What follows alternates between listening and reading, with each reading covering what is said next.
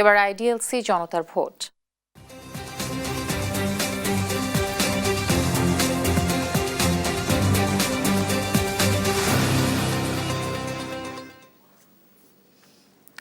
শেষ হয়েছে নির্বাচনী ডামাডোল, গঠন হতে যাচ্ছে নতুন সরকার। উৎসবের আমেজ কাটিয়ে দেশ এখন ফিরছে স্বাভাবিক ছন্দে। তবে সাধারণ মানুষের মনে এখন কেবলই হিসেব নিকেশের পালা। কমবে কি নিত্যপণ্যের দাম? সুশাসন, কর্মসংস্থান থেকে শুরু করে পাহাড় সম প্রত্যাশা সাধারণ মানুষের। জন আকাঙ্ক্ষার সেই চিত্র তুলে ধরছেন রিপোর্টার সাদ আহমেদ।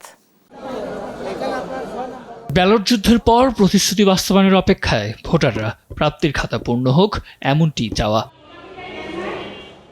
আকাশছোঁয়া দ্রব্যমূল্যে পিষ্ট নিম্ন ও মধ্য আয়ের মানুষ। তাদের চাওয়া শুরুতেই বাজার নিয়ন্ত্রণে হাত দিক নতুন সরকার। ন্যায্য মূল্য, বাজারে স্থিতিশীল, যাতে দ্রব্যমূল্যের দাম না বাড়ে, দ্রব্যমূল্য এগুলা নিয়ন্ত্রণ রাখে এবং সাধারণ মানুষের ক্রয় ক্ষমতার ভিতরে থাকে। 40 বছর ধরে অসংখ্য খুশির মিছিলে ছিল আইডিএলসি, থাকবে আগামীতেও। তরুণ প্রজন্মের দাবি না থাক বৈষম্য, মেধার ভিত্তিতেই হোক কর্মসংস্থান। 2024 সালে যেটা নিয়ে হয়েছিল, যে কোটা আন্দোলন নিয়ে হয়েছে, দ্বিতীয়বার জানি ওটা নিয়ে আমাদের মুখোমুখি না হইতে হয়, এটাই আমাদের আবদার। বাজারে চাকরির জন্য যারা আছে, এই চাকরির সেক্টরটা যেন একদম পুরোপুরি দুর্নীতিমুক্ত থাকে, সবাই যেন একদম ফেয়ার চাকরিতে ঢুকতে পারে। দেশে প্রায় প্রত্যেক বছর 18 লাখের মতো বেকার যুবক বের হয়। ওদের যদি একটা কর্মসংস্থানের সুযোগ সুবিধা করে দিতে পারে, that's very good for us. শিক্ষা ব্যবস্থা যেন অনেক উন্নত হয়, কারণ আমাদের শিক্ষা ব্যবস্থা খুবই ভঙ্গুর অবস্থা।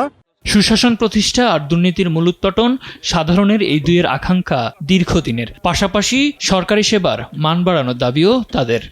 দুর্নীতিটা যেন কমিয়ে নিয়ে আসা যায়, সেই প্রত্যাশাই থাকবে নতুন সরকারের প্রতি আমার। মেয়েরা যাতে নিরাপদে সব জায়গায় আমরা চলাফেরা করতে পারি ভালোভাবে, যাতে দেশে শান্তি ফিরে আসুক, আমরা সবাই যাতে আবার ভালোভাবে থাকতে পারি। আমরা যে দিনমজুরি আছি এরা ভালোভাবে চলতে পারে, কোনো চাঁদাবাজি না হোক, কোনো সন্ত্রাসী না হোক। আমরা দেশে চাঁদাবাজ মুক্ত দেশ চাই, যেন এই চাঁদাবাজিটা আর এই দেশে না হয়।